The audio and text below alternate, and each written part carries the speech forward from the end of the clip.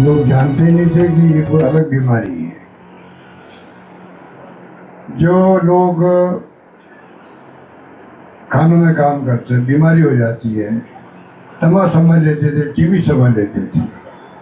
और वो लोग जो है भर्ती होते थे अस्पताल के अंदर, या घर पे रहते थे, तकलीफ आते थे, टीबी समझ के इलाज होता था। सरकार का अस्पताल भी सिलोकिसिस नाम की बीमारी नहीं समझते थे।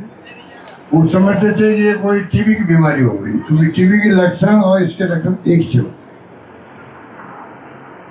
तो हमने, जब मेरी सरकार दूसरी बार बनी आपके आशीर्वाद से, मैं मुख्यमंत्री दूसरी बार बना, तो पहली बार हम लोगों ने इस बीमारी को नाम दिया सिलोकिसिस का। और टीबी का इलाज नहीं है, अलग इलाज होना चाहिए इसका।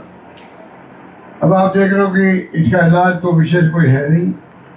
जो बीमार पड़ते हैं, अब ये देखिए 10-10 साल 15-12 साल से बैठे हैं, तकलीफ में हैं, और तकलीफ बहुत भयानक होती है। जिनको सांस नहीं आवे, उनकी क्या उस पर बीतती है अपन समझ सकते हैं, क्या बीतती होगी। और मैं वहाँ सिकंदरा में गया, जहाँ के काम चल मूर्तियाँ बनती वहाँ। इनके गांव में अच्छी 90 महिलाएं विधवाएं हैं वहाँ पर। मैं भरतपुर के गांव में गया जाकर, बयाना के अंदर, वहाँ स्थिति यही थी। और मैं करौली जा रहा हूँ, वहाँ पे भी स्थिति है। तो ये जो प्रॉब्लम है, ये बहुत भयानक प्रॉब्लम थी। 10 में हम लोगों ने प्रयास किया कि बीमारी अलग है, टीबी से अलग है, इलाज उस ढंग से हो। दूसरा, जो 13 के अंदर हमने जब है कुछ इमदाद करने का प्रयास किया, 3 लाख रुपए देने की बात करी उस वक्त में। फिर 5 साल सरकार हमारी चली गई, तो 5 साल में इसके बारे में चर्चा ही नहीं हुई प्रदेश के अंदर। ये सबसे बड़ा दुर्भाग्य था। सरकार बदलती है लोकतंत्र वोटों के राज में, पर नई सरकार की ड्यूटी होती है कि वो काम जो पिछली सरकार ने किया उसको आगे बढ़ाए, गरीबों का मदद करने। 5 साल कुछ नहीं किया। फिर वापस सरकार मेरी बनी आपके आशीर्वाद से, तो 2019 में मैंने सिलोकिसिस की पॉलिसी बनाई। अब उसके अंतर्गत इलाज फ्री होगा, वो किया हम लोगों ने। इलाज फ्री के साथ में पेंशन शुरू हो जाएगी, एक प्रकार 1500 रुपये। और पेंशन के अलावा अगर किसी की डेथ हो जाती है तो 5 लाख मिलेंगे उसको। ये तमाम हमने पॉलिसी बना के किया। पर समय के साथ में महंगाई बढ़ती है, तो अभी तक ना तो पेंशन बढ़ी है, बल्कि पेंशन बंद हो गई है, लोगों को मिल नहीं रहा है, इलाज ढंग से हो नहीं पा रहा है, इलाज नहीं हो पा रहा है। और जो नए मरीज पैदा हो रहे हैं, उनके सर्टिफिकेट नहीं बन पा रहे हैं। अधिकांश लोगों के सर्टिफिकेट या जो एप्लीकेशन वो रद्द कर देते हैं, ये तो इसमें आती नहीं है, ये तो सिलोकिसिस है ही नहीं इनके। तो अधिकांश सर्टिफिकेट बनते नहीं है, बननी सर्टिफिकेट बात छोड़ो, उनका फॉर्म रिजेक्ट कर देते हैं। और आजकल मैंने सुना है कि फॉर्म भी जयपुर तक जाता है। अब इसका कारण क्या है, बंद क्यों किया, ब्लॉक क्यों किया? पॉलिसी बनाई, उसका लाभ नहीं मिल रहा लोगों को। पेंशन ढंग से मिलती नहीं है, कई लोगों को मिल भी नहीं पा रही। अभी भाई बैठे हैं, उनको पेंशन मिल नहीं रही, एक को मिल रही। तो यह स्थिति बनी हुई है। इसमें आप कल्पना कीजिए कि सरकार की संवेदनशीलता होनी चाहिए। ये कोई राजनीति कांग्रेस बीजेपी की बात नहीं है, ये है मानवीय दृष्टिकोण है। हम लोग जो इंसान हैं, हम लोग राजनीति में जनप्रतिनिधि हैं, हम लोग सरपंच, एमएलए, एमपी बनते हैं, मंत्री, मुख्यमंत्री बनते हैं, पहला करते हुए कैसे हम गरीब की सेवा करें, कैसे उसका इलाज करवाएं। ये हमारा धर्म भी है, फर्ज भी है। अब आप बताइए कि उसकी परवाह क्यों नहीं हो रही है? क्योंकि कोई करप्शन हो गया दोसा के अंदर या और कई जगह पर, कि डॉक्टर ने फर्जी सर्टिफिकेट बना दिए। कई जगह तो सर्टिफिकेट बनाने के पैसे मांगते हैं। तो आपको बताएंगे, आप सिलोकिसिस पीड़ित हो गए, पेंशन मिलेगी आपको, उसके पैसे खाने लग गए। वो ध्यान रखना पड़ता है जो हमारे एक्टिविस्ट हैं 4-5 लोग, तुलसीदास जी मैं कहूँगा आप अपने सबसे बात करो तो इसमें कोई बिचौलिया नहीं हो और ईमानदारी से टाइम पे सर्टिफिकेट बने, पेंशन मिले, इलाज फ्री हो। ये तमाम काम सरकार की ड्यूटी है करने की। पर 1-2 घटना ऐसी हो गई, 2-4 डॉक्टरों को जेल जाना पड़ा, उसके कारण थोड़ी आप स्कीम को खराब कर दो। अब हमारी बहनें बैठी हुई है, मैं पूछना चाहूंगा इसमें विधवाएं कितनी, हाथ खड़ा करो, कितनी विधवाएं हैं? अब देखिए आप लोग तो इधर बताइए, 70% बैठी है महिला, 70% विधवाएं हैं। 70%? शांति आप बताओ, शांति जी आप बताओ।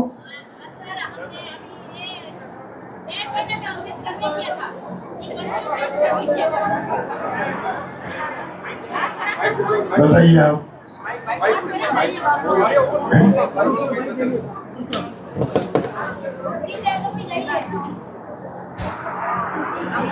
उधर बताओ। सर उम्र भी 30-35 साल की है।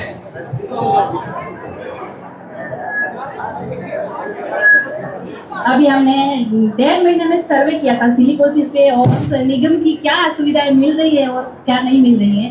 तो इसमें हमें 100% में से 30% तो निगम की यहाँ पे सुविधाएं मिल रही हैं और 70% नहीं मिल रही है। दूसरी बात रही सिलिकोसिस की, तो सिलिकोसिस में कितने लोग मास्क का उपयोग कर रहे हैं, खान मालिकों से बात करना, इनको किस तरह से सेफ्टी का ख्याल रखना है। तो हमें यही चाहिए कि मजदूरों और खान मालिकों के बीच में बैठ के और उनकी कोई समस्या है तो उनको दूर करने के लिए वो समस्या दूर रहे और उनको सरकार की जो भी सुविधाएं हैं वो मिले। और जो खान मालिकों से हमें अपेक्षा है कि आपके पूरी जिंदगी आपके आगे काम करते हैं, मजदूर लोग काम करते हैं और उनकी मृत्यु हो जाती है, तो उनको भी थोड़ा सा उनसे अपेक्षा है कि आप उनका थोड़ा सा मजदूरों का कुछ ऐसे देखें तो उनका भरण पोषण अच्छे से हो सके। और महिलाएं वो छोटे 35 साल की उम्र में महिलाएं विधवा हो जाती है और ऐसी बस्तियां बहुत सारी है हमारे यहाँ पे। तो हम इस पे देख रहे हैं रोज का, तो उनका थोड़ा सा मालिकों से, खान मालिकों से, और हमारा यहाँ पे कोई भी ऐसा होना चाहिए कालीबेरी क्षेत्र में, सूरसागर में, जो कोई खान मालिक और मजदूर को एक जगह शिकायत कर सके। तो हमारा ऐसा कोई ऑफिस खोले तो थैंक यू।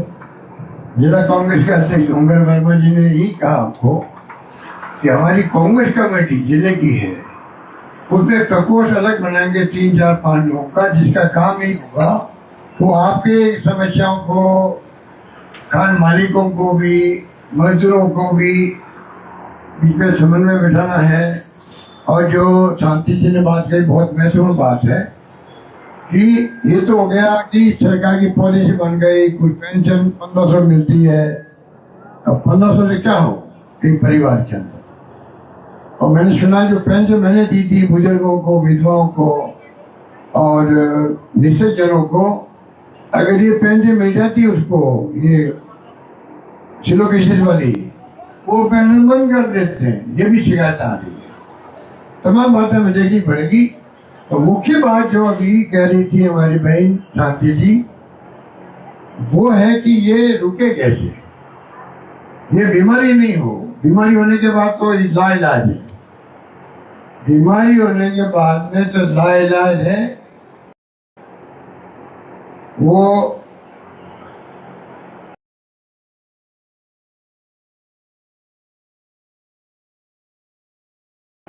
पता नहीं कब तक जिंदा रहेगा, किसी को नहीं मालूम होता है। ऑक्सीजन की बात की एक साथी ने, मुझे खुशी हुई कि एक फैक्ट्री बनी हुई है। हम लोग प्रयास करेंगे कि कैसे अस्पताल में आपको नहीं मिलती है कि ऑक्सीजन, मुझे नहीं मालूम भर्ती होते हैं वहाँ पे, कुछ लोग भर्ती होंगे हुए मेरे ख्याल से 5-6 लोग। मैंने कहा जिला कलेक्टर से पता किया तो उसने कहा शायद भर्ती पहले था, जब मैं आया था तो मैं उस दिन जा नहीं पाया था, 4 लोग भर्ती थे। अभी हो सकता 2-4 लोग भर्ती हूँ। पर मुख्य बात है कि जो आपको गाइडलाइन दी गई है कैसे मास्क लगाना है, कैसे मशीन आगे इसको उपयोग करना है, फिर पानी छिड़के के फिर इसको पत्तों की घड़ाई करनी है, पत्तों को निकालना है। खंग उठती है पर मारवाड़ी तो खंग, वो खंग जाती है जब फेफड़ों में तो आदमी की बीमारी पैदा होती है। मुख्य बात ये है, जो विधवा हो जाती है, मान लो 25, 30, 35 साल, क्या बीतती होगी परिवार से, बच्चे हो गए, 2-3 बच्चे हो गए और उनके पति का स्वर्गवास हो गया, क्यों बीतती है। तो ये बहुत बड़ी समस्या सब जगह की है और हम प्रयास करें कि सरकार का ध्यान आकर्षित करें।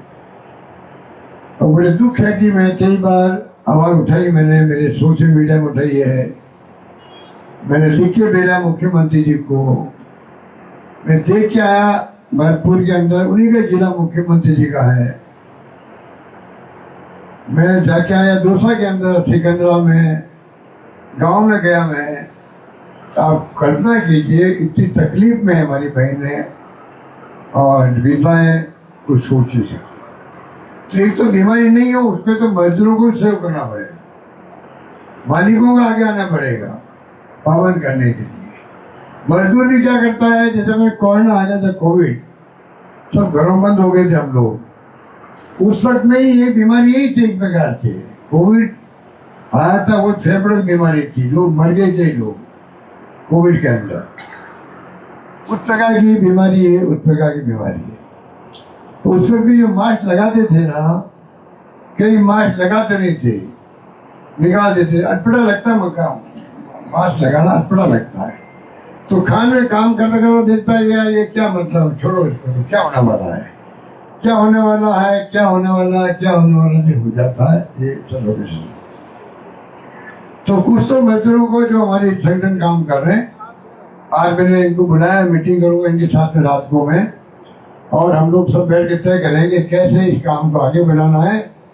पूरे गांव में एक तरफ तो लोगों को संदेश का काम करें, वो लोग वॉलंटियर्स तैयार करें, हम लोग कार्यकर्ताओं को जो जाके समझाए घर घर कि देखिए इतने लोग मर गए हैं, इतने लोग पीड़ित हैं, इतने लोगों को पेंशन नहीं मिल रही है, तो आप ध्यान रखें, कैसे काम में जाते हो तो ये आपको प्रिकॉशन लेना है, वहां जाके ध्यान रखना अपने खुद का। खान मालिकों से ही बात करेंगे कि आप भी अपने लोगों को लगाओ वहां पर।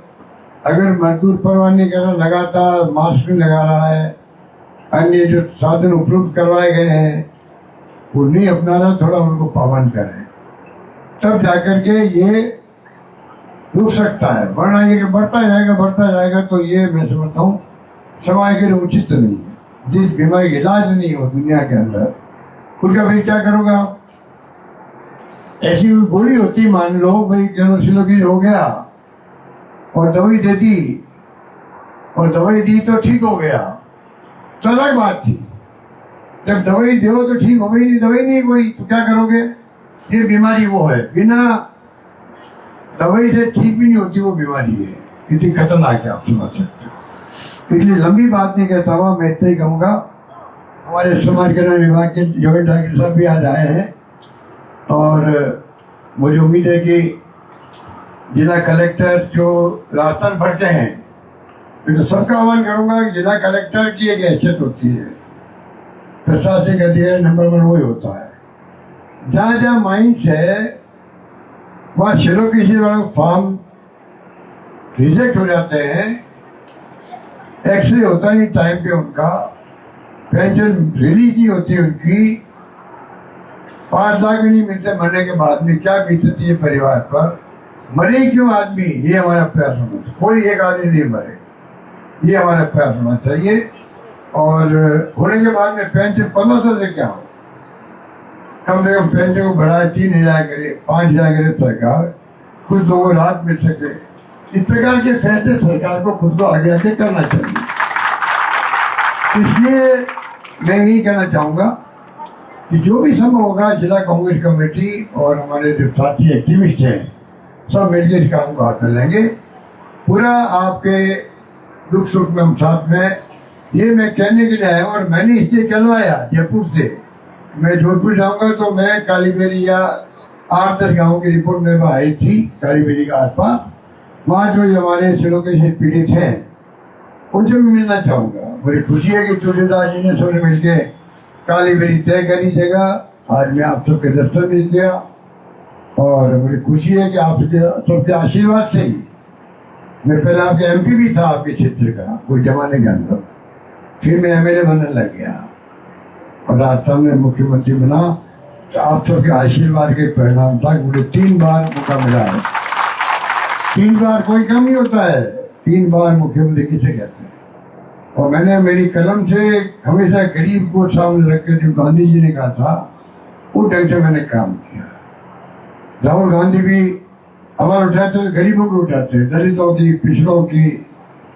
वो बात करते हैं कि गरीब आदमी की सेवा करो। वो तमाम देश के कांग्रेसियों को आह्वान करते हैं गरीब को केंद्र में रख करके आप लोग सेवा करते जाओ। और जिला Congress committee, block Congress committee, मंडल कांग्रेस कमेटी, ये भी अपने अपने क्षेत्र में गरीबों की सेवा करें। उन्हें सब सेवा आ जाती है, ये मेरा मानना है। यही बात कहते मैं आयोजकों का बहुत धन्यवाद करता हूँ, हम सबको मौका दिया आने का। धन्यवाद। जय हिंद।